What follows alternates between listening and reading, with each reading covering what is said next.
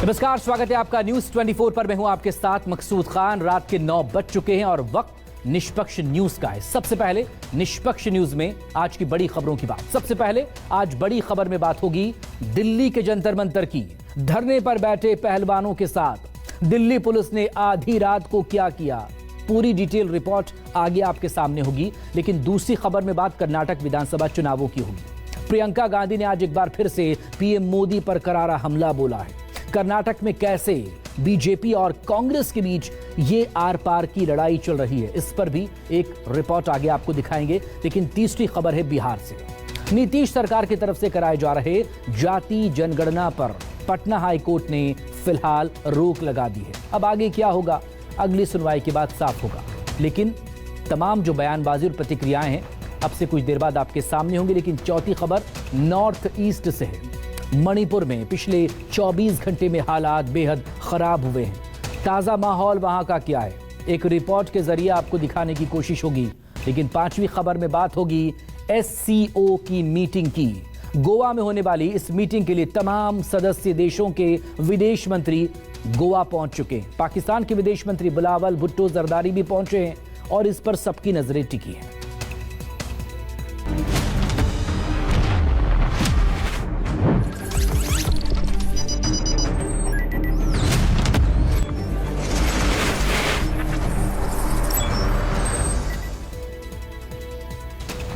जंतर मंतर पर बीती रात की झड़प के बाद पूरा देश पहलवानों के समर्थन में खड़ा हो गया है। पूरे देश से पहलवानों के समर्थन में आवाज उठ रही है। धरना स्थल पर सुबह से ही सियासी नेताओं का जमावड़ा भी लगा। पहलवानों की तरह हर कोई यही पूछ रहा है, आखिर न्याय मांग रही बेटियों के साथ अन्याय क्यों हो गया? धरने पर बैठे पहलवानों के सिर किसने फोड़े? पॉक्सो एक्ट के तहत एफआईआर दर्ज होने के बावजूद बृजभूषण शरण सिंह की गिरफ्तारी क्यों नहीं हो रही? आंदोलनकारी पहलवानों की पुकार आखिर कब सुनी जाएगी? ये दिन देखने के लिए मेडल लेके आए थे देश के लिए। हर पुरुष को अधिकार है क्या गाली देने का या लड़कियों के साथ बदतमीजी करने का? आप ही बताओ ना, हम क्या करें? चाहूंगी कि देश का कोई खिलाड़ी मेडल ही ना लेके आए कभी। इतनी दूरदर्शी कर रखी है हमारे यहाँ पे, रोटी भी नहीं खाई अभी तक किसी ने। ये आंसू बेसबब जारी नहीं है, इन्हें रोने की बीमारी नहीं है। जख्मों से छल्ली है दिल फिर भी, यातना से बेटियां हारी नहीं है। 10 दिन से हम यहाँ सो रहे गद्दे पे, हमने कभी ऐसा नहीं बोला कि बिल्ले का हो। आज ये सब गिल्ले हो गए, खाते सोए। जंतर मंतर के जिस जमीन को दिन में बादलों ने भिगोया था, आधी रात को वो फिर पहलवानों के आंसुओं से तर हो गए। महिला पुलिस की 24 घंटे ड्यूटी होनी चाहिए। गुनाह ये था कि ये काठ के बिस्तर खरीद लाए थे, बारिश में गीले हुए गद्दों की जगह सूखे हुए गद्दे मंगवाए थे। पर सुकून नींद के सपने सजाए थे, किसी को इनका सोना पसंद नहीं आया। नम आंखों ने यही सब सुनाया। हमारा खत्म कर दिया, जिंदगी हमारी दांव पे लगा दी। मैं पूछ रही हूँ, सबसे पूछ रही हूँ, वो ब्रजभूषण जो इतने कांड कर रहा है, वो घर में मत सो रहा है बेड पे। हम एक वो तख्ते के वो जो काट के बन रहे हैं, जो भी बन रहे, वो हम लेके आ रहे सोने के लिए, उसमें जंतर मंतर पर पहलवानों के इंसाफ की जंग 11वें दिन में दाखिल हो गई। लेकिन पॉक्सो एक्ट में एफआईआर के बाद भी बृजभूषण शरण सिंह की गिरफ्तारी नहीं हुई। सत्ता से फरियाद होती रही, बेटियां रत जगह करती रहीं। कुश्ती संघ के अध्यक्ष के खिलाफ कोई कार्रवाई नहीं हुई, उल्टे आंदोलनकारियों की ही पिटाई हो गई। सिर से लहू बहने लगे, बूंद बूंद दमन की कहानी कहने लगे। एक ने सिर फोड़ दिया, एक का इधर से दुष्यंत का, वो हॉस्पिटल में गया है अभी। इनको बेचारे को देखो, ये वो चक्कर आ रहे हैं, खून निकला हुआ है, इनका सिर फटा हुआ है। शांति, सेवा और न्याय का नारा बुलंद करने वाली दिल्ली पुलिस के दामन भी इल्जामों से दागदार हो गए। न्याय की लड़ाई लड़ रही बेटियों का दिल छलनी हो गया। जिन शब्दों को जुबान पर लाने से पहले बेटियां अक्सर सकुचाती हैं, वो सब जंतर मंतर पर सरेआम हो गया। हम अपनी मान सम्मान की लड़ाई लड़ रहे हैं और वो फिर धक्के मार रहा है चेस्ट पे लड़कियों। कैसे वो पुलिस वाला यौन शोषण के खिलाफ 11 दिनों से जारी धरने में बेटियां थक कर चूर हो गई। जब गुनहगार की गर्दन पकड़ी ना जा सकी, खुद में ही गुनाह ढूंढने को मजबूर हो गई। इतने गुनहगार है क्या हम देश के? इतने तो क्रिमिनल नहीं है हम जितना हमारे साथ हार कर रखा है। बेटियों को आगे बढ़ाने का शोर मचाने वाली सत्ता भी जब सितम की सिसकियां नहीं समझ सकी, भीगी पलके भी भागी बन गई। तमगे लाने से तौबा करने की मुनाई हो गई। मैं चाहूंगी कि देश का कोई खिलाड़ी मेडल ही ना लेके आए कभी। इतनी दूरदर्शी करेगी हमारे यहाँ पे, रोटी भी नहीं खाई अभी तक किसी ने। कितनी छोटी सी बात थी, सोने के लिए ही तो बनी रात थी। बेटियों ने पूछ लिया, नींद पर फिर पहरा क्यों, तख्त लाने पर झगड़ा क्यों। पहले पूरे बयान होंगे, बयानों के बाद वो अरेस्ट होंगे, पता चलेगा। तो ये मत सोचो कि सुप्रीम कोर्ट का फैसला ये आया है तो हम निराश हो गए। नहीं, सुप्रीम कोर्ट के हाथ में नहीं होता बोलना कि अरेस्ट करो। सुप्रीम कोर्ट का जो काम था उन्होंने वो कर दिया, FIR करवाई है उन्होंने, और बाकी का जो काम है वो पुलिस जब पूरा बयान लेगी उसके बाद प्रोसीडिंग होगा। तो मेन कहने का यही है कि धरना चालू रहेगा और डिमांड हमारी सेम रहेगी। मेडल यानी किसी भी खिलाड़ी का सबसे बड़ा सपना, लेकिन जब सत्ता ने पहलवानों की पुकार सुनने से इनकार किया, वो पदक लौटाने की बात करने लगे।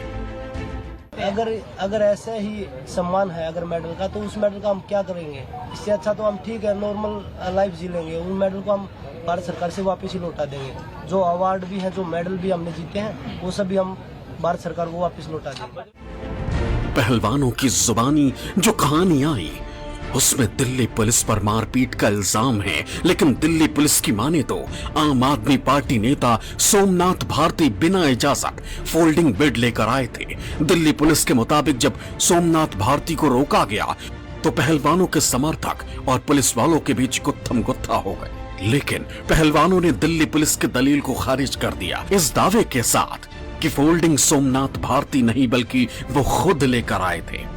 जो जंतर मंतर की प्रोटेस्ट साइट है उसमें ये सोमनाथ भारती जी जो हैं कुछ फोल्डिंग बेड्स लेकर आए थे, तो क्योंकि परमिशन नहीं है और ये इसलिए वो फोल्डिंग बेड्स के लिए उन्हें मना किया गया। उसमें कुछ जो प्रोटेस्टिंग रेसलर्स के सपोर्टर्स हैं वो बैरिकेड पर आ गए और बेड्स निकालने की कोशिश की। उसमें थोड़ा गुत्थम गुत्था, थोड़ा अल्टरकेशन टाइप हो गया और यही मसला है जिस पे उन्होंने आरोप लगाया है। उसका मेडिकल करवा रहे हैं और आप निश्चिंत रहिए कि हम बिल्कुल ही जो भी इसमें होगा निष्पक्ष कार्रवाई करेंगे और अगर कोई एक्शन जो भी लीगल कार्रवाई बनती है बिल्कुल लेंगे। जब हम मेडल जीत के आते हैं तब वो सम्मानित करते हैं, तब वो हमें मंच पे बुलाते हैं, हमारी बेटियां हैं, हमारा गौरव है, ये बातें। तो वो गौरव आज सड़कों पे भटक रहा है, तो वो गौरव दिखाई क्यों नहीं दे रहा? जब तक हम ये लड़ाई लड़ेंगे, अगर जब ये लगेगा कि भाई हाँ कुछ नहीं हो रहा, हम अपने मेडल सरकार को, जो सरकार ने हमें दिया, हम वापस दे देंगे।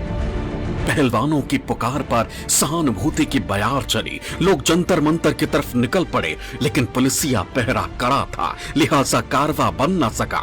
सियासी लोग हिरासत में लिए जाने लगे। आज जंतर मंतर में छावनी बन गई है। ब्रिजभूषण AC के कमरे में मजे से सो रहा है। ये लड़कियां सड़क पे, उनको एक छोटा सा बिस्तर नसीब नहीं है। ये ओलंपिक मेडलिस्ट हैं, इस देश का नाम रोशन करा इन्होंने। दिल्ली पुलिस अपनी पूरी शक्ति उस ब्रिजभूषण गुंडे को बचाने के लिए क्यों लगा रही है? क्यों दिल्ली पुलिस उसको अरेस्ट नहीं करती? जो अंदर हुआ है वो तो सब दिख रहा है, फोन क्या मीडिया पे सारे बच्ची अपील कर रही है अंदर से, सोशल मीडिया पे दिख रहा है। हाँ। हमें फोन की जरूरत नहीं है। हाँ। ये जो हुआ है ये अच्छा नहीं हुआ है। जब रक्षक भक्षक बन जाएं, हाँ। तो किससे हम न्याय की उम्मीद रखें? बताएं कि जो भेंट से लेकर के है उसमें पुलिस को क्या आपत्ति होगी? मैं तो देख के हैरान हूँ कि बेटियों को सम्मान पूर्वक हम यहाँ पे रख सकें, इसके लिए बेड्स का होना बहुत जरूरी है। वो बेड्स इनको मिल ना जाए, इसलिए मारपीट झगड़ा। आधी रात के बवाल पर सुबह तक खामोश रहे ब्रिजभूषण शरण भी दोपहर तक नींद से जाग उठे। जुबान खुलते ही यौन शोषण का आरोपी साधक नजर आने लगे। शब्द शब्द सेवा और सत्कर्म की गंगा बहने लगी। मेरा स्वभाव है मानव कल्याण का, मेरा स्वभाव है समाज कल्याण का, मेरा स्वभाव है बच्चों को भविष्य सुधारने का। आगाज में जितनी नरमी थी, अंजाम तक आते आते जुबान में गर्मी छा गई। वाणी बताने लगी कि सामने खड़ा शख्स महज एक खेल संघ का अध्यक्ष नहीं बल्कि सत्ताधारी पार्टी का सांसद भी है। मैं अपना काम करता रहूंगा और जिसको जो करना हो करता रहे, और मुझे किसी से न द्वेष है, न कोई बैर है, न कोई भाव है, न बदला लेना है। बस न्यायपालिका पर भरोसा है। न्यायपालिका ने निर्णय दिया। समाज की बंधी बंधाई सरहदों को लांघ कर ये बेटियां जब कुश्ती के दंगल में कूदी थी, अगल बगल से हजारों उंगलियां उठी थी, लेकिन मेडल जीतकर इन्होंने साबित किया कि खोट उन निगाहों में ही थी, उनकी राहों में नहीं था। लेकिन भावी पीढ़ी की मिसाल बने इन पहलवानों को एक दूसरे दंगल में उतरने को मजबूर होना पड़ा। मकसद कुश्ती के कलंक को मिटाना है, अगली सुबह को कल से बेहतर बनाना है। Bureau report, news 24।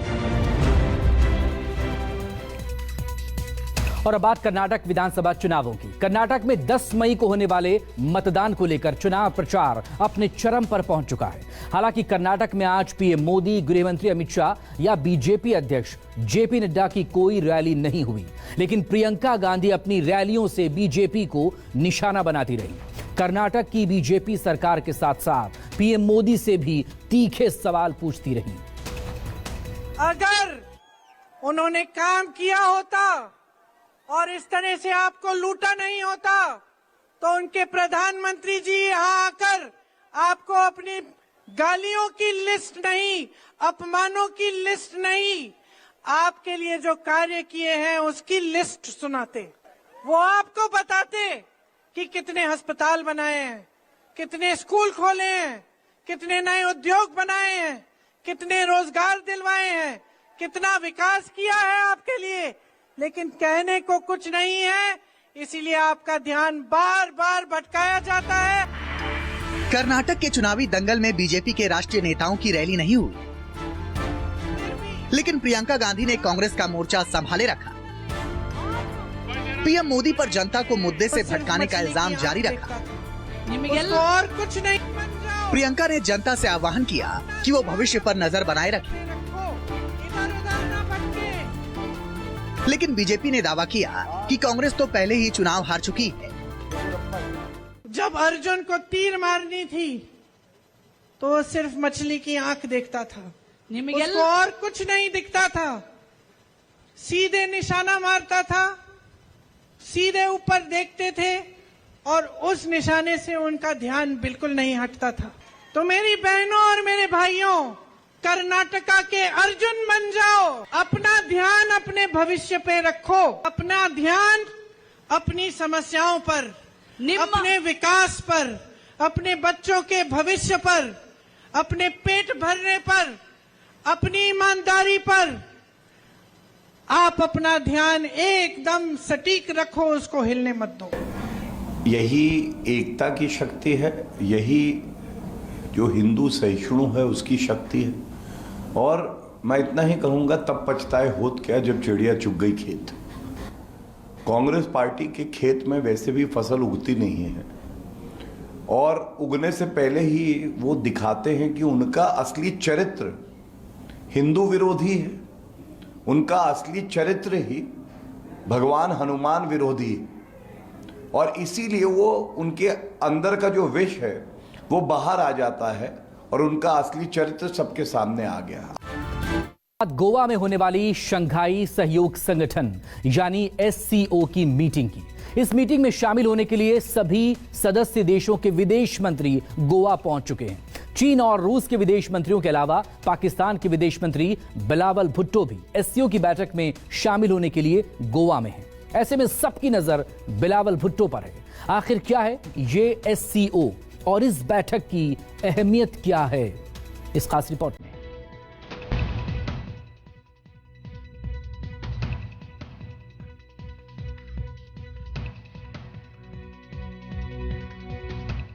ये तस्वीर दुनिया में भारत की बढ़ती ताकत का प्रतीक है। विश्व पटल पर कैसे भारत मजबूती के साथ उभरा है, ये तस्वीर उसकी तस्दीक कर रही है। पहली तस्वीर विदेश मंत्री एस जयशंकर और चीन के विदेश मंत्री किम गांग के बीच हुई मीटिंग की है। वहीं दूसरी तस्वीर रूस के विदेश मंत्री सर्गेई लावरोव के साथ हुई मुलाकात की है। रूस और चीन के विदेश मंत्री इस वक्त हिंदुस्तान में हैं। गोवा में एससीओ यानी शंघाई सहयोग संगठन की विदेश मंत्री स्तर की 2 दिवसीय बैठक में शामिल होने पहुंचे। दरअसल 4 और 5 मई को गोवा में एससीओ के विदेश मंत्री स्तर की मीटिंग आयोजित की गई। भारत इस मीटिंग की मेजबानी कर रहा है। ये महत्वपूर्ण बैठक दिल्ली में जुलाई में होने वाले एससीओ नेताओं के शिखर सम्मेलन के लिए मंच तैयार करेगी। ये बैठक ऐसे समय पर हो रही है जब यूक्रेन युद्ध को लेकर रूस और पश्चिमी देशों में तनातनी है। चीन के विस्तारवादी रवैये को लेकर भी चिंताएं व्यक्त की जा रही। पूर्वी लद्दाख में लंबे समय से जारी सीमा विवाद की वजह से भारत चीन के बीच संबंधों में भी खटास चल रही है और ऐसे हालात में भारत के विदेश मंत्री एस जयशंकर एससीओ की इस मीटिंग की अध्यक्षता कर रहे हैं। मीटिंग में शामिल होने के लिए एससीओ के तमाम सदस्य देशों के मंत्री पहुंचे। चीन के विदेश मंत्री किम गांग और रूसी विदेश मंत्री सर्गेई लावरोव के साथ एस जयशंकर ने मीटिंग सहित मुलाकात के अपने इरादे भी जता चुके हैं। लेकिन इस मीटिंग में सबकी नजरें पाकिस्तान के विदेश मंत्री बिलावल भुट्टो जरदारी पर टिकी है। पाकिस्तानी विदेश मंत्री बिलावल भुट्टो भी एससीओ की बैठक में शामिल होने के लिए गोवा पहुंचे। चूंकि पाकिस्तान एससीओ का हिस्सा है, ऐसे में बिलावल भारत तो आ गए, लेकिन उनके भारतीय विदेश मंत्री के साथ बातचीत का कोई कार्यक्रम तय नहीं। ये किसी पाकिस्तानी विदेश मंत्री का 12 साल बाद भारत दौरा है। इससे पहले 2011 में तत्कालीन विदेश मंत्री हिना रब्बानी खार भारत आई थी। बिलावल का भारत दौरा इसलिए भी अहम है क्योंकि वो लगातार कश्मीर मुद्दे पर जहर उगलते रहे। वक्त बेवक्त वो कश्मीर का राग अलापते रहे। ऐसे में देखना दिलचस्प होगा कि जब एससीओ के सभी देशों के विदेश मंत्री एक टेबल पर आएंगे तब बिलावल भुट्टो क्या कहता है। एससीओ की बैठक के लिए पाकिस्तान के विदेश मंत्री का भारत आना पाकिस्तान में भारत के प्रति बदलते रवैये को भी दर्शाता है। धीरे धीरे पाकिस्तान में भारत की आर्थिक प्रगति और अंतर्राष्ट्रीय रसूख की सराहना हो रही है और पाकिस्तानी हुक्मरानों से सवाल पूछे जा रहे हैं। अब पाकिस्तान का मध्य वर्ग आईएसआई के आतंकी एजेंडे और हर मंच पर कश्मीर का राग अलापे जाने से खुश नहीं होता है। ऐसे में ये देखना दिलचस्प होगा कि शुक्रवार को जब बिलावल भुट्टो एससीओ के मंच पर बोलते हैं तो वे कश्मीर का ही राग अलापते हैं या फिर कोई नई बात कहते हैं। बता दें कि एससीओ यानी शंघाई सहयोग संगठन 8 देशों का एक संगठन है जिसकी स्थापना 15 जून 2001 को चीन के शंघाई में हुई थी। चीन के अलावा भारत, रूस, पाकिस्तान, कजाकिस्तान, किर्गिस्तान, तजाकिस्तान और उज्बेकिस्तान इस संगठन के सदस्य देश हैं। भारत और पाकिस्तान 2017 में एससीओ के स्थायी सदस्य बने थे और इतने कम समय में ही भारत एससीओ के देशों में एक महत्वपूर्ण देश के रूप में उभरा है। भारत इस साल के लिए समूह की अध्यक्षता कर रहा है। माना जा रहा है कि इस बार संगठन में आपसी सहयोग बढ़ाने के तरीकों पर चर्चा के अलावा कारोबार, निवेश और क्षेत्रीय शांति जैसे अहम मुद्दों पर चर्चा हो सकती है। साथ ही आतंकवाद की चुनौतियों के अलावा यूक्रेन युद्ध के प्रभावों पर भी चर्चा हो सकती है। ऐसे में अब पूरी दुनिया की नजर गोवा में होने वाली इस मीटिंग पर टिकी है। दिल्ली से संजीव त्रिवेदी के साथ ब्यूरो रिपोर्ट, न्यूज़ 24। और अब अखाड़े से आंसू तक देश की शान को चार चांद लगाने वाले पहलवान सिस्टम, पुलिस और सरकार के रवैये के आगे पस्त हैं, जिन्होंने देश की आन बान के लिए इंटरनेशनल अखाड़े में दुनिया के धुरंधरों को चित कर दिया। पिछले 12 दिनों से वही पहलवान सिर्फ एक मांग कर रहे हैं, लेकिन उनकी सुनने की जगह आधी रात को पुलिस उनसे मारपीट करने पहुंच जाती है। जो पुलिस उनके शोषण की एफआईआर तक नहीं लिखती, वही पुलिस आधी रात कैसे देश के पदक वीरों को परेशान करती है, ये पूरी डिटेल रिपोर्ट देखिए। हम एक वो तख्ते के वो जो काट के बढ़ रहे हैं, जो भी बन रहे हम लेके आ रहे हैं सोने के लिए, उसमें भी इनको वो कि सो जाओ मर जाओ। छू रहे हैं, गलत तरीके से छू रहे हैं। क्या किया आपने ये बताओ।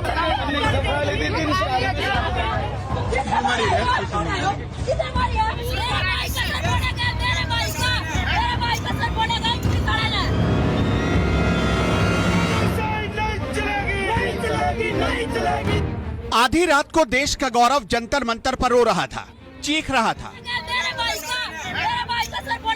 जब मेडल लेकर आए तो देश का सीना फख्र से चौड़ा हो गया था, लेकिन जिन मेडल्स को देखकर देश अपना सीना चौड़ा कर रहा था, अब ये खिलाड़ी उससे मेडल को वापस करने जा रहे हैं।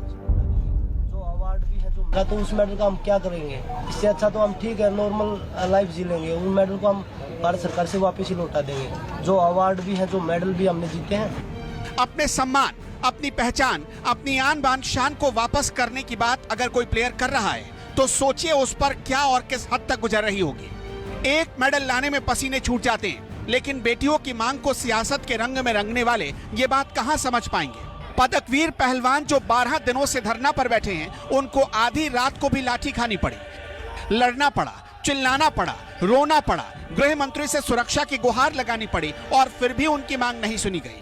उस पुलिस पर सवाल उठाना पड़ा जो उनकी ही सुरक्षा के लिए वहां खड़ी की गई, लेकिन वही पुलिस उनके साथ धक्का मुक्की कर रही थी। आखिर क्यों? रोना नहीं, ठीक हो जाएगा, सिर में चोट लगी ठीक हो जाएगा, रोना नहीं, जल्दी लेके जाओ। ये दिन देखने के लिए मेडल लेके आए थे देश के लिए, रोना नहीं, यही दिन देखने के लिए लेके आए थे। मैं पूछ रही हूँ, सबसे पूछ रही हूँ, वो ब्रजभूषण को इतने कांड कर रहा है, वो घर में मजे से सो रहा है बेड पे, हम एक वो तख्ते के वो जो काट के पड़ रहे हैं, जो भी बंदे को हम लेके आ रहे सोने के लिए, उसमें भी इनको वो सो जाओ मर जाओ, मारना ही है तो वैसे ही मार दो, मारने के लिए तैयार है। इतनी इज्जत गिराओगे क्या? इन्हें बिगाड़ दिया भाई, सारा रास्ता इनने शुरू करा, सारा झगड़ा इनका करा उड़ है। धक्का मारने लगे मेरे को, संगीता को, लड़कियों को धक्का महिला कांस्टेबल का हाथी धक्का मार रहा। जंतर मंतर पर देर रात ऐसा क्या हुआ कि धक्का मुक्की की नौबत आई, मारपीट हो गई। दरअसल दिन भर बारिश के बाद रात में आम आदमी पार्टी के विधायक सोमनाथ भारती फोल्डिंग बेड लेकर जंतर मंतर पहुंच गए। सुबह से रात तक सारे पहलवान गीले बिस्तर पर ही सो रहे थे, लेकिन पहलवान फोल्डिंग बेड को लेने के लिए आगे बढ़े। पुलिस ने नियमों का हवाला देकर फोल्डिंग बेड वहां लगाने से रोक दिया। बस यहीं से बहस की शुरुआत हो गई। बहस देखते देखते झड़प में तब्दील हो गई। 2 पहलवानों के सिर पर चोट लगी। सोमनाथ भारती को हिरासत में लिया गया। पुलिस वालों पर पहलवानों से बदसलूकी का आरोप लगा। पदकवीर रो रो कर गुहार लगाने लगे कि हमारे साथ आ जाओ। भाई सारे भाइयों ने राम राम। भाई हम तीनों बिल्कुल ठीक हैं। 1-2 बार का चोट लगी है, वो भी ठीक है। पूरी दिल्ली में पुलिस प्रशासन पूरा चारों तरफ से दिल्ली घेर ली है भाई। तो आप सबसे रिक्वेस्ट करूँगा मैं, जो भी पुलिस के साथ, प्रशासन के साथ, किसी के साथ हमने बदतमीजी नहीं करनी है, क्योंकि ये लोग चाहे कि हमारा धरना के ऊपर खराब हो। आप लोग किसी के साथ जोर जबरदस्ती नहीं करनी है, क्योंकि दिल्ली में आते ही ये डिटेन कर रहे हैं। आप जहाँ पे भी आपको रोके उधर ही बैठ जाओ आप लोग। अपील सुनते ही दीपेंद्र हुड्डा पहुंचे। उनकी भी पुलिस से बहस हुई, वो वापस चले गए। किसान संगठन के लोग पहुंचे, उनकी भी पुलिस से बहस हो गई, वो भी वापस लौट गए। इसके बाद दिल्ली महिला आयोग की अध्यक्ष स्वाति मालीवाल जंतर मंतर पहुंची, उनकी भी पुलिस से बहस हुई। पुलिस ने उनको तो हिरासत में ले लिया और थाने तक पहुंचा दिया, जिसके बाद मामला सुबह तक यूं ही गर्म रहा। मैं यहाँ पे आई कल रात में 12 बजे।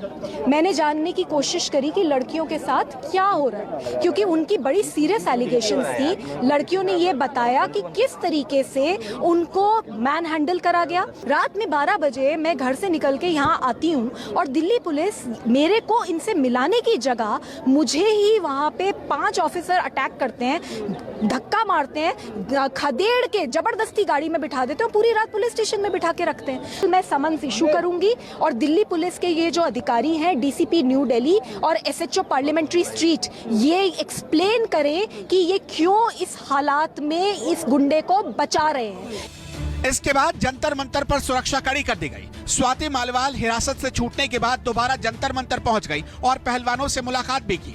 लेकिन रात में उतना हंगामा क्यों हुआ? इसके पीछे क्या कोई सियासत थी? क्या जानबूझकर ऐसा माहौल बनाया गया कि पहलवानों के खिलाफ देश के लोगों के भीतर एक गलत मैसेज जाए और पुलिस से झड़प की नौबत आए? क्या पुलिस के गैर जिम्मेदाराना व्यवहार की वजह से पदकवीरों को परेशानी झेलनी पड़ी? जो जंतर मंतर की प्रोटेस्ट साइट है, उसमें ये सोमनाथ भारती जी जो हैं कुछ फोल्डिंग बेड्स लेकर आए थे, तो क्योंकि परमिशन नहीं है और ये इसलिए वो फोल्डिंग बेड्स के लिए उन्हें मना किया गया। उसमें कुछ जो प्रोटेस्टिंग रेसलर्स के सपोर्टर्स हैं वो बैरिकेड पर आ गए और बेड्स निकालने की कोशिश की। उसमें थोड़ा गुत्थम गुत्था, थोड़ा ऑल्टरकेशन टाइप हो गया और यही मसला है। जिस पे उन्होंने आरोप लगाया है उसका हम मेडिकल करवा रहे हैं और आप निश्चिंत रहिए कि हम बिल्कुल ही जो भी इसमें होगा निष्पक्ष कार्रवाई करेंगे और अगर कोई एक्शन जो भी लीगल कार्रवाई बनती है बिल्कुल लेंगे। मेरा स्वभाव है मानव कल्याण का, मेरा स्वभाव है समाज कल्याण का, मेरा स्वभाव है बच्चों को भविष्य सुधारने का। मैं अपना काम करता रहूँगा और जिसको जो करना हो करता रहे और मुझे किसी से न द्वेष है, न कोई बैर है, न कोई भाव है, न बदला लेना है। बस न्यायपालिका पर भरोसा है, न्यायपालिका ने निर्णय दिया। बहुत बहुत धन्यवाद। रात करीब 11:15 बजे आप विधायक सोमनाथ भारती फोल्डिंग बेड लेकर जंतर मंतर पहुंचे थे। रात करीब 11:30 बजे सोमनाथ और पहलवानों के बीच पुलिस आ गई और वहीं पर बहस और झड़प शुरू हुई। रात करीब 11:45 बजे पुलिस से झड़प में 2 पहलवानों को चोट लग गई। रात के करीब 1:30 बजे कांग्रेस सांसद दीपेंद्र हुड्डा जंतर मंतर पहुंच गए, बहस हुई और वापस लौटना पड़ा। रात के करीब 1:45 बजे किसान यूनियन के लोग भी जंतर मंतर पहुंच गए, उनकी भी बहस हुई। रात के करीब 2 बजे दिल्ली महिला आयोग की अध्यक्ष स्वाति मालीवाल भी जंतर मंतर पहुंच गई। रात के 2:15 बजे बहस करने पर स्वाति मालीवाल को पुलिस ने हिरासत में ले लिया। रात के करीब 2:30 बजे धरना दे रहे पहलवानों ने पुलिस से झड़प ना करने और शांति बहाल रखने की अपील की। रात के करीब 2:45 बजे धरना दे रहे पहलवानों ने गृह मंत्री अमित शाह को चिट्ठी लिखी। पहलवान अमित शाह को चिट्ठी लिखने को क्यों मजबूर हुए? दरअसल झड़प के दौरान बबीता फोगाट के भाई को चोट आ गई। धरने पर बैठे पहलवानों ने आरोप लगाया कि नशे में धुत एक पुलिसकर्मी ने उनके साथ बदतमीजी की। हम तो कोई राजनीति कर नहीं रहे ना, हमने ये बोला किसी राजनीतिक पार्टी को वोट दो या उनको वोट मत दो। हम तो भाई ये गिरफ्तारी की मांग कर रहे हैं और देश की बेटियों की न्याय की मांग कर रहे हैं। पे यार ना कल बारिश बहुत ज्यादा हुई थी ना, तो हमें मंच लगाने दिया जा रहा, ना टेंट लगाने दिया जा रहा, तो नीचे पूरा कीचड़ मक्खी मच्छर और बहुत ज्यादा गंदगी हो गई थी। तो हमने 4-5 जो फोल्डिंग चारपाई मंगाई थी, तो हम बोले कि हमें लाने दीजिए, तो उन्होंने गाली गलौज शुरू कर दी। 2 पुलिस वाले ड्रंक थे, बहुत ज्यादा ड्रिंक की हुई थी। हाथापाई के बाद बजरंग पुनिया ने अमित शाह को चिट्ठी लिखी। पुनिया ने चिट्ठी में शाह से 4 मांगों की अपील की। आंदोलनकारी खिलाड़ियों की मांगों का तत्काल समाधान करने की मांग की गई। चिट्ठी में पुनिया ने दिल्ली पुलिस वालों के साथ धक्का मुक्की और कहासुनी का जिक्र किया। पुनिया ने लिखा, पुलिस वालों ने पहलवानों पर हमला कर दिया और 2 रेसलर के सिर फोड़ दिए। अगले दिन दोपहर होते होते पहलवान इस मामले को लेकर सीधे सुप्रीम कोर्ट पहुंच गए, लेकिन सुप्रीम कोर्ट से भी पहलवानों को झटका लगा। सुप्रीम कोर्ट ने इस मामले की फाइल को बंद करते हुए उन्हें सेशन कोर्ट या हाई कोर्ट जाने की सलाह दी। यानी खिलाड़ियों को सुप्रीम कोर्ट से भी झटका लगा और इस तरह 12 दिन करीब बीत गए। जिनकी दाव से दुनिया के पहलवान इंटरनेशनल अखाड़े में चित हो जाते थे, आज वो सिस्टम और सरकार के आगे चित हो चुके हैं, थक चुके हैं, निराश हो चुके हैं। पहलवानों का आंदोलन आज या कल का नहीं है। जनवरी महीने से वो एक ही मांग कर रहे हैं। 18 जनवरी 2023 को ब्रजभूषण के खिलाफ धरने पर पहलवान बैठे। लगभग 30 बड़े पहलवान जंतर मंतर पहुंचे। 18 जनवरी 2023 को शाम 4 बजे प्रेस कॉन्फ्रेंस बुलाई गई। ब्रजभूषण शरण सिंह पर पहलवानों ने यौन शोषण के आरोप लगाए, मानसिक रूप से प्रताड़ित करने का भी आरोप लगाया, भ्रष्टाचार के आरोप लगाए गए। ब्रजभूषण सिंह ने आरोपों को खारिज किया और कहा कि आरोप सच निकले तो फांसी पर चढ़ जाऊंगा। 19 जनवरी 2023 को पहलवान फिर से जंतर मंतर पर धरना पर बैठे। बबीता फोगाट ने पहलवानों से मुलाकात की, भरोसा दिलाया कि उनकी मांगे मानी जाएंगी। खेल मंत्री अनुराग ठाकुर पहलवानों से मिले। खुद खेल मंत्री ने कहा कि पहलवानों को इंसाफ मिलेगा। 20 जनवरी 2023 को बॉक्सर विजेंद्र सिंह ने अपना समर्थन दिया। खेल मंत्री और पहलवानों के बीच फिर बैठक हुई। मंत्रालय की ओर से पहलवानों को समझाया गया। आईओसी ने जांच के लिए एक समिति का गठन कर दिया। रात में खेल मंत्रालय ने एक्शन का आश्वासन दिया। पहलवानों ने तब विरोध खत्म करने की घोषणा कर दी। 21 जनवरी 2023 ब्रजभूषण सिंह ने खेल मंत्रालय को पत्र भेजा। पत्र में पहलवानों के आरोपों को सिरे से नकारा गया। ब्रजभूषण सिंह ने आरोप लगाया कि ये बड़े षड्यंत्र का हिस्सा है। ब्रजभूषण की सफाई को पहलवानों ने झूठा बताया। 23 अप्रैल 2023 को धरना शुरू करने से पहले एफआईआर दर्ज करवाने पहलवान पहुंच गए, लेकिन तब दिल्ली पुलिस ने एफआईआर दर्ज करने से इनकार कर दिया। 28 अप्रैल 2023 को पहलवान ब्रजभूषण सिंह के खिलाफ सुप्रीम कोर्ट चले गए। कोर्ट ने पुलिस को एफआईआर दर्ज करने का आदेश दिया, लेकिन एफआईआर दर्ज करने में 1 दिन का वक्त लगा दिया दिल्ली पुलिस ने। 29 अप्रैल 2023 को दिल्ली पुलिस ने ब्रजभूषण के खिलाफ 2 एफआईआर दर्ज किए। सुप्रीम कोर्ट ने जो भी आदेश दिया है उसका हम पालन करेंगे।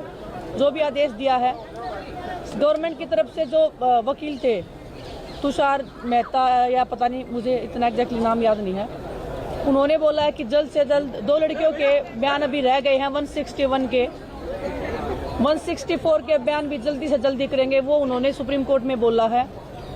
अगर कुछ जल्दी से जल्दी नहीं होता है तो हमारे पास हर रास्ता ओपन है। सुप्रीम कोर्ट ने ये भी आदेश दिया है कि आप दिल्ली हाई कोर्ट में जा सकते हो या आप मजिस्ट्रेट के पास में जा सकते हो, तो हम वहाँ पे भी जा सकते हैं अगर कार्रवाई जल्दी नहीं हुई तो। अगर दिल्ली पुलिस फिर भी अगर नहीं कर रही है दिल्ली हाई कोर्ट में जाने के बाद भी, तो भी हमारे पास ऑप्शन है कि हम सुप्रीम कोर्ट में जा सकते हैं। जितने भी दिल्ली पुलिस ने हमारे जो समर्थन में जो लोग आ रहे थे, चाहे वो जितने भी लोग आ रहे थे, उनको डिटेन किया हुआ है, तो मैं आपके माध्यम से भी मैं गुजारिश करूंगा कि उनको जल्दी से जल्दी छोड़ा जाए, क्योंकि क्रिमिनल नहीं है हम यहाँ पे। हम अपने हक की लड़ाई के लिए बैठे हैं, हम क्रिमिनल नहीं है। जो क्रिमिनल है उसको आप बचाने की कोशिश कर रहे हैं, और जो हमारा समर्थन कर रहे हैं, पूरा देश हमारे साथ खड़ा है, तो आप उनको डिटेन करके उनको जेल में डाल रहे हैं अभी। तो आपके माध्यम से मैं यही बोलूँगा कि उनको जल्दी से जल्दी उनको रिहा किया जाए वहाँ से। पहले पूरे बयान होंगे, बयानों के बाद वो अरेस्ट होंगे, पता चलेगा। तो ये मत सोचो कि सुप्रीम कोर्ट का फैसला ये आया है तो हम निराश हो गए, नहीं। सुप्रीम कोर्ट के हाथ में नहीं होता बोलना कि अरेस्ट करो। सुप्रीम कोर्ट का जो काम था उन्होंने वो कर दिया, FIR करवाई है उन्होंने, और बाकी का जो काम है वो पुलिस जब पूरा बयान लेगी उसके बाद प्रोसीडिंग होगा।